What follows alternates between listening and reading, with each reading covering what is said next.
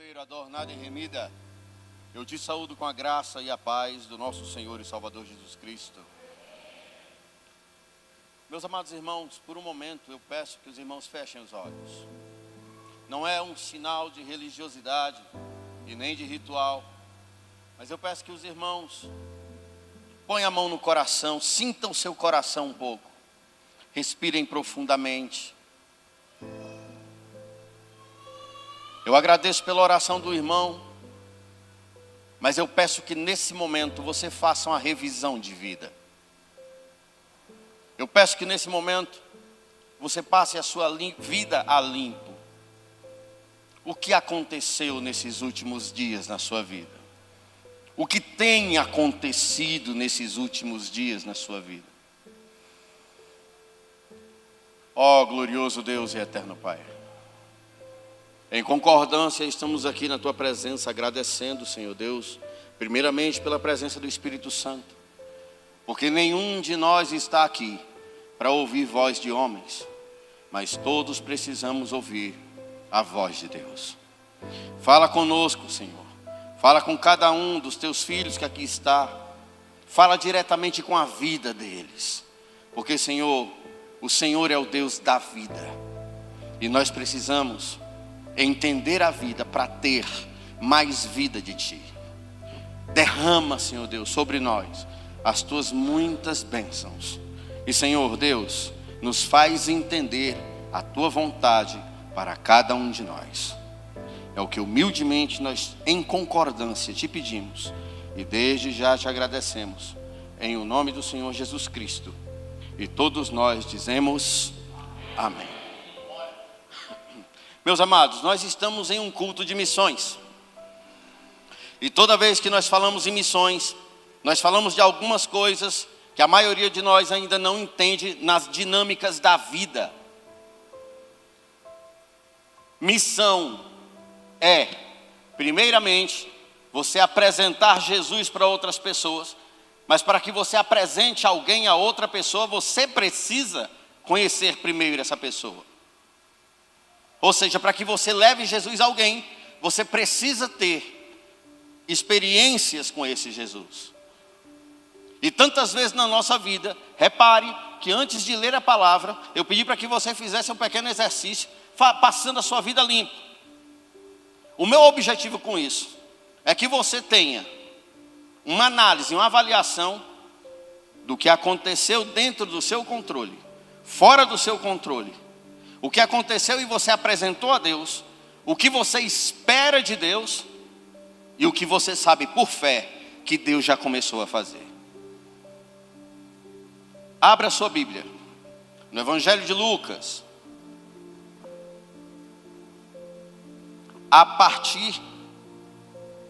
Evangelho de Lucas, capítulo 7, a partir do versículo 11.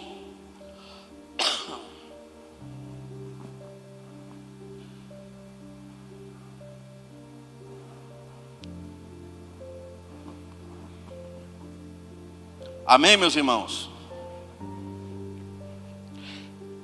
E aconteceu pouco depois, e ele a cidade chamada Naim, e com ele ia muitos dos seus discípulos e uma grande multidão.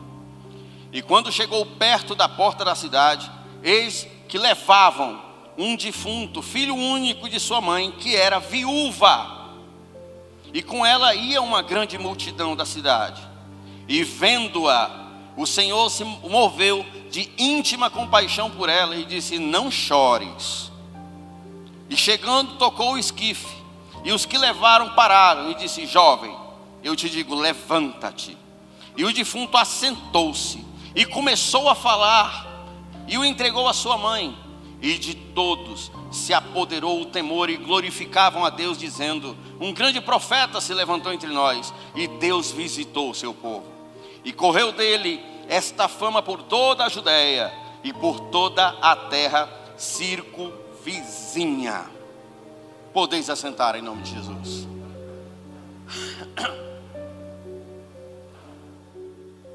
Eu quero falar dessa mãe. Não existe um amor mais forte, mais penetrante.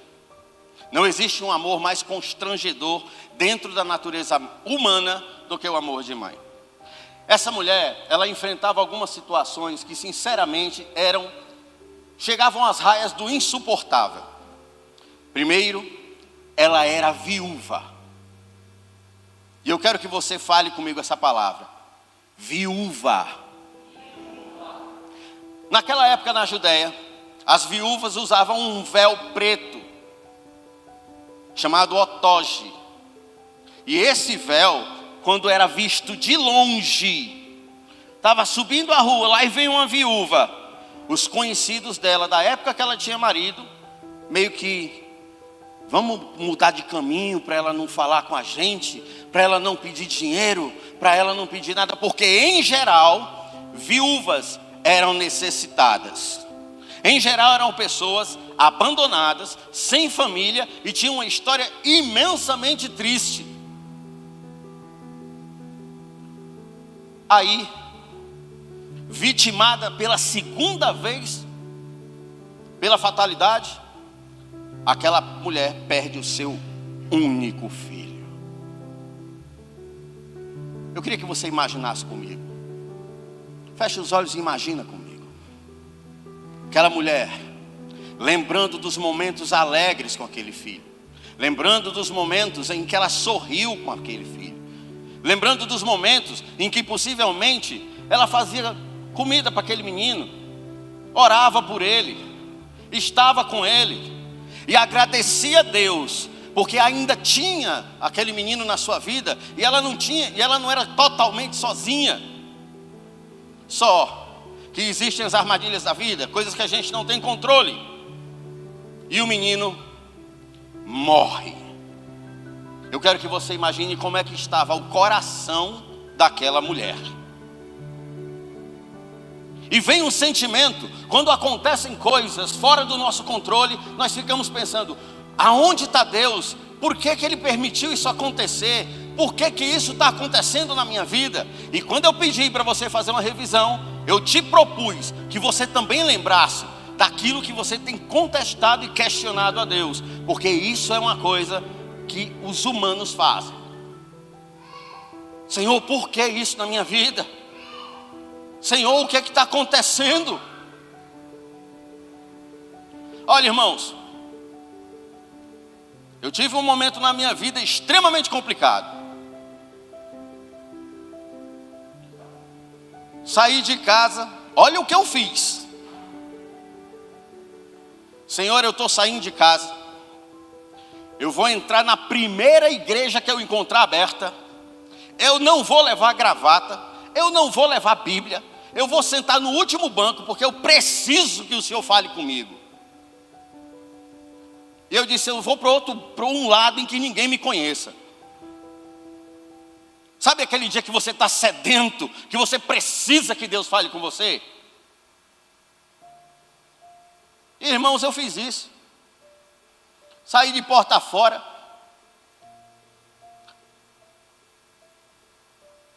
A minha mulher estava comigo. Aí o que acontece? Olha o que aconteceu. Eu encontrei uma igreja, uma Assembleia de Deus. Estava lotada, estava com cadeira na calçada. Mais ou menos uns 5 quilômetros da minha casa. Eu disse, é aqui. Irmãos, eu fiquei bem calado. Sabe quando você se encolhe? Você já ficou assim? Que você se encolhe assim? Você não quer que ninguém te veja? Fiquei encolhidinho, cadeira na calçada. O culto começou. Aleluia, glória a Deus, muito louvor. E o culto tocando. Chega a hora da palavra. E eu vou dizer que muitas vezes Deus faz esse tipo de coisa para que você não esqueça de quem você é. Principalmente diante de perdas, de tristezas e daquilo que você não faz a menor ideia porque está acontecendo. Chega a hora da palavra, o pastor da igreja diz assim, irmãos, chegou a hora da palavra, vou chamar o pregador. Irmãos, foi desse jeito exato. Esse pastor que está aí atrás, no último banco, sentado na calçada, o senhor falou que ia sair de casa e não ia trazer gravata e nem Bíblia. Pois bem, está aqui a sua gravata, e está aqui uma Bíblia. A gente vai cantar um corinho, o senhor se prepare, porque Deus quer que você pregue hoje.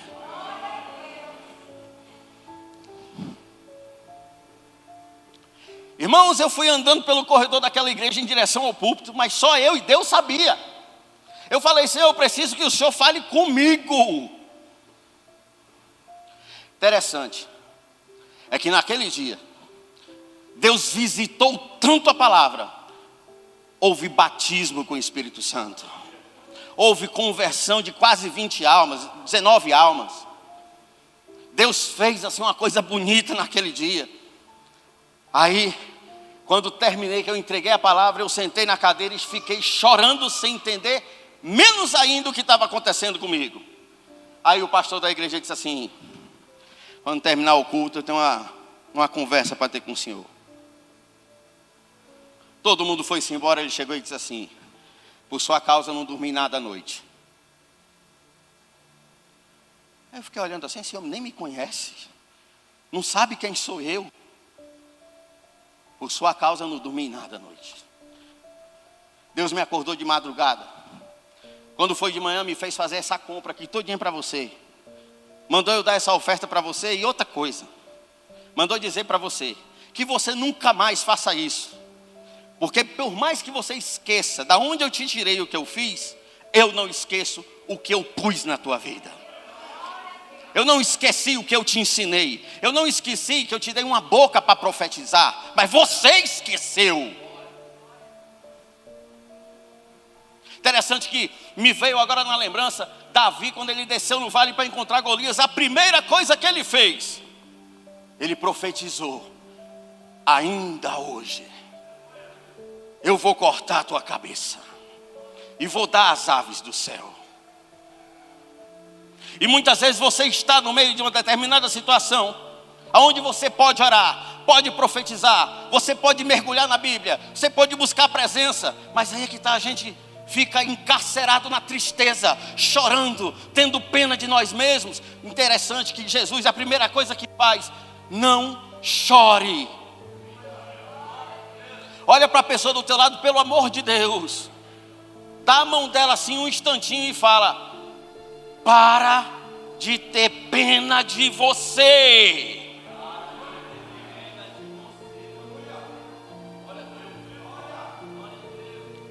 E começa a batalhar em espírito.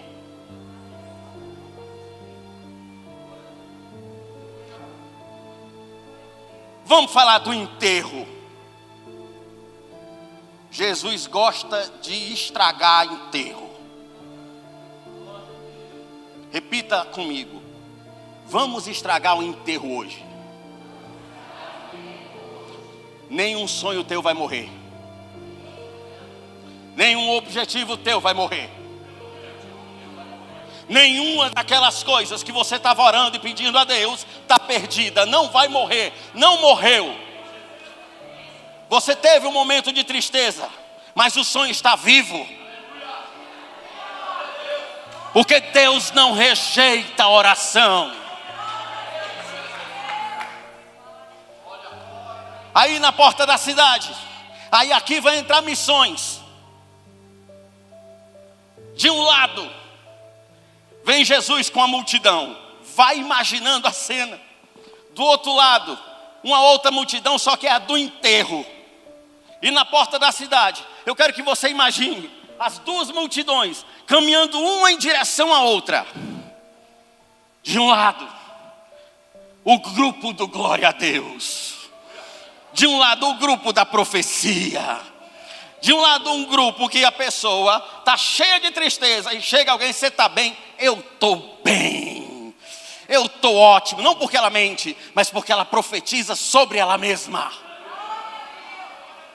De um lado, é o grupo que anda com Jesus. Do outro lado, é o grupo da tristeza. É o grupo que entregou os pontos. Eu vou parar de orar. Deixa para lá.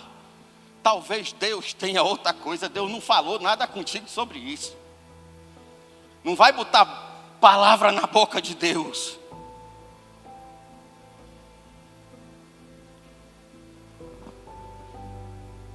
E tem gente que pensa que morrer é a última coisa que pode acontecer. Não é. E quando o grupo se encontra no meio do caminho, Jesus olha para a mulher.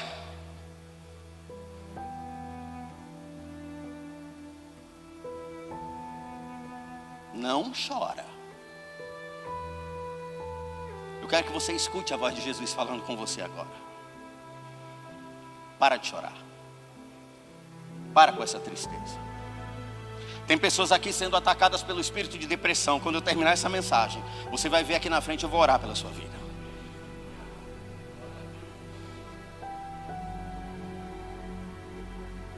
Não chora. Não se entrega ao momento. Não se entrega à dúvida. Não se entrega à tristeza.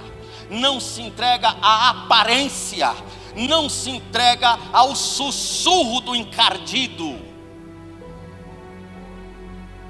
Porque a única coisa que ele vai fazer com você é botar você para baixo, antes de derrubar você de vez. Sabe, irmãos, eu servi missão durante 22 anos. Morava na Itália, mas fiz missão em 38 países. E às vezes tem gente que ainda acha que missão é fazer turismo, é passear.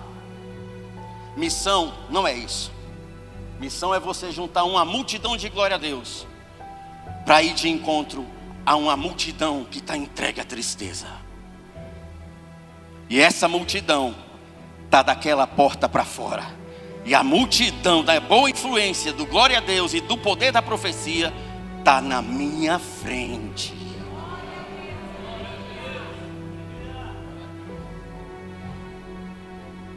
O BO é contigo mesmo.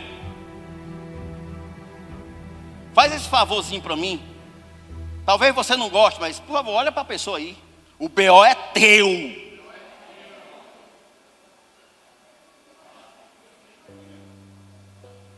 Vamos parar de frescura. Vamos começar a orar do jeito que é. E eu vou te dar uma notícia. Se você orasse a metade do que você tem que orar, a sua vida já estava mudando. Tem gente que chega para mim. Pastor, eu preciso conversar. Pois não. Pastor, eu estou orando tanto. Eu não sei como a cara não treme mentindo desse jeito. Eu olho assim, tá mesmo? E o que está acontecendo? Não estou vendo acontecer nada. Nada. Se ela dissesse assim, piorou, aí eu sabia que estava orando mesmo. Porque quando você começa a combater em espírito, o teu inimigo se levanta para combater também. É um jogo psicológico para ver se você desiste.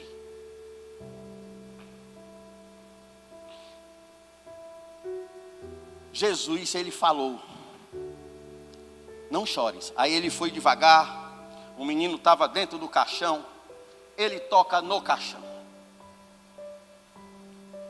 E ele fala uma coisa curiosa. Eu acho, Jesus, ele sempre gostou da alegria, da nossa alegria. Porque tem uma coisa, sabe o que ele fala? Pro defunto. Fala para mim, pro defunto. Pro presunto. Falecido. Escafeduto. Ido. Morto. Ficou explicado? Ele olhou para o morto e ele falou, levanta-te. Tu não está morto não. Tu não está morta não. Se levanta em coragem, em ímpeto. Porque ele fala para você, se levanta.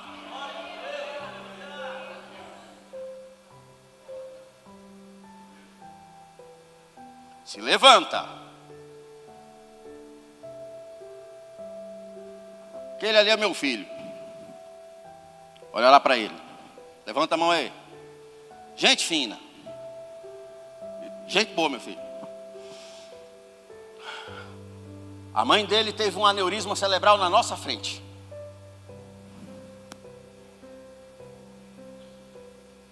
E teve uma coisa que ele falou na hora.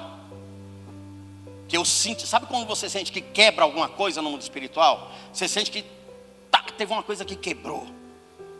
O desespero passou a correr a mulher. Ele levanta a mão e diz: Senhor, que isso não seja nada mais do que além de um grande testemunho.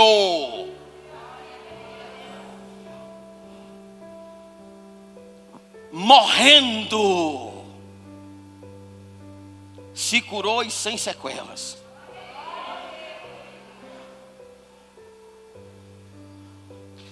Seja um representante de Jesus primeiro para você, porque todos que te conhecem vão se converter a Deus por isso. De manhã eu estava aqui e eu falei uma coisa: a tua posição, a tua oração e a tua provação geram conversão, geram salvação, geram transformação. E o menino se levantou e começou a falar. Naquele momento não tinha choro, não tinha tristeza. O enterro foi cancelado, porque Jesus adora estragar enterro. Quero abrir aqui um parêntese histórico. A Bíblia não relata a presença dessas pessoas, mas eu penso que provavelmente elas estavam lá. Naquela época tinha um tipo de gente que eu quero que vocês repitam: carpideiras. Sabe quem é esse povo? Esse povo ganha dinheiro para chorar no enterro dos outros. A pessoa não conhece o defunto, não sabe quem é. Não, você me paga aí R$500, eu choro o enterro todinho aqui. Nossa, era gente, até porque todo defunto é gente boa. Eu queria entender. Você nunca viu alguém dizer: não valia nada. Não, todo defunto vira gente boa. Nossa, mas era gente. Mas também está num lugar melhor agora. Dá vontade de dizer: troca com ele. Vai.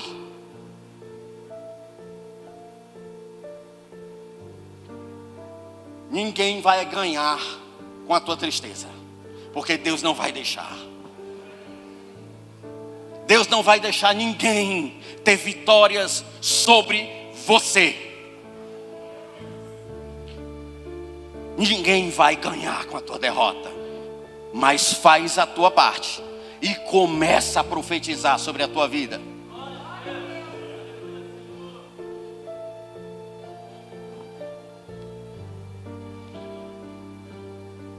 E o defunto assentou-se, começou a falar, e de todos se apoderou temor. Fala, temor. O que você fez para essa reviravolta?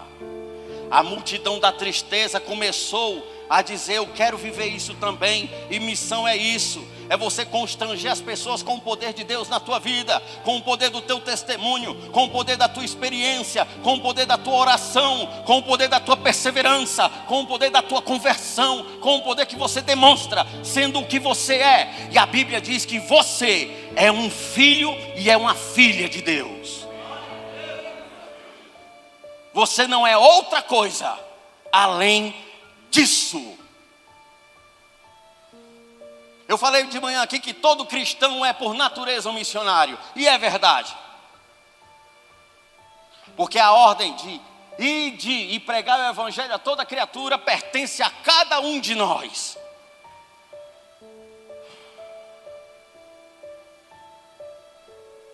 Existem almas esperando pela tua voz. Existe uma multidão esperando pelo teu milagre para conhecer a Deus. Existem multidões esperando a força do teu testemunho para que a vida deles mude. Existem pessoas que, por mais que você não tenha consciência, observam a sua vida. E de todos se apoderou o temor. E glorificavam a Deus dizendo: um grande profeta se levantou entre nós. Eu queria pedir ao pessoal da mídia: vocês podem pôr aqui um negócio para mim? Que ele falou de profeta, eu gosto de profeta. Bota aí Amós 3:7, por favor.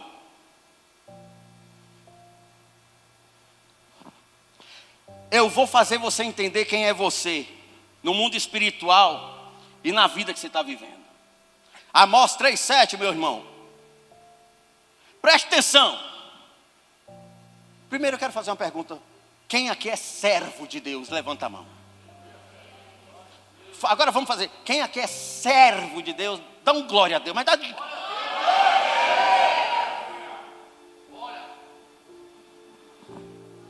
Certamente o Senhor Deus não fará coisa alguma sem ter revelado os seus segredos aos seus. Se você é servo, você pode profetizar. E o interessante é que Deus colocou uma condição nele mesmo. Certamente o Senhor Jeová não faz coisa alguma sem primeiro ter com os seus servos os profetas. O que você está esperando para começar a profetizar sobre a sua vida? O que você está esperando para começar a fazer a situação mudar? Você está esperando por quê? Você está esperando por quem? E quando você começar no exercício da profecia a seu próprio respeito, aquela multidão vai ser ganha para Cristo. E agora não serão mais duas, mas serão apenas uma. Cristo vai na frente, a presença dele vai com você. Nada é irreversível para Deus. Nada é impossível para Deus. Nada é inalcançável para Deus.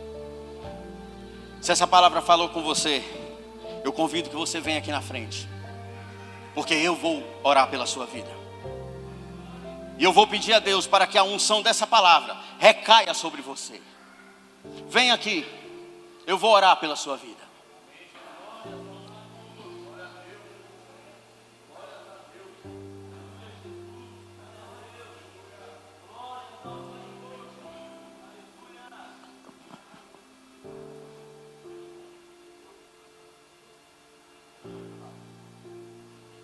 Pode ser.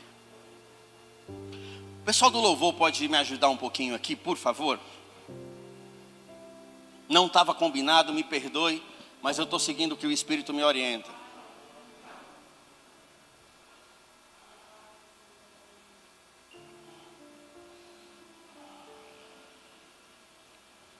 Por favor, põe a sua mão direita assim. Glorioso Deus e eterno Pai,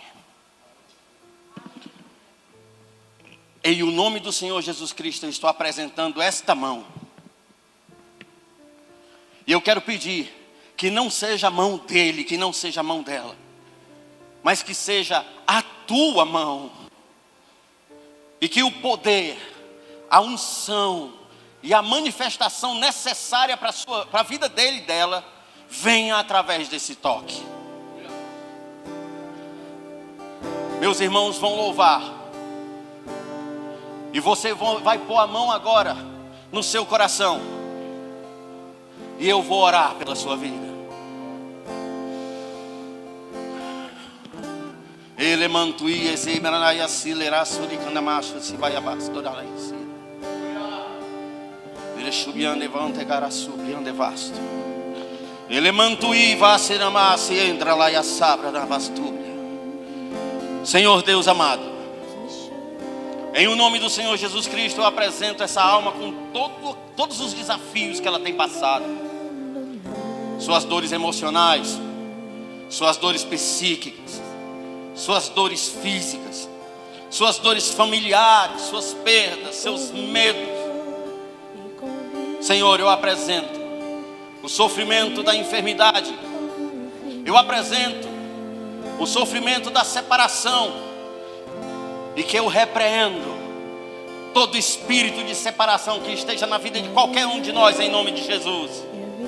Glorioso Deus e eterno Pai, faz que eles sintam o fogo consolador que desce do céu, o Espírito Santo, e que venha queimar todo o mal, tudo aquilo que não vem de ti, tudo aquilo que não é teu, e comece a trabalhar profundamente.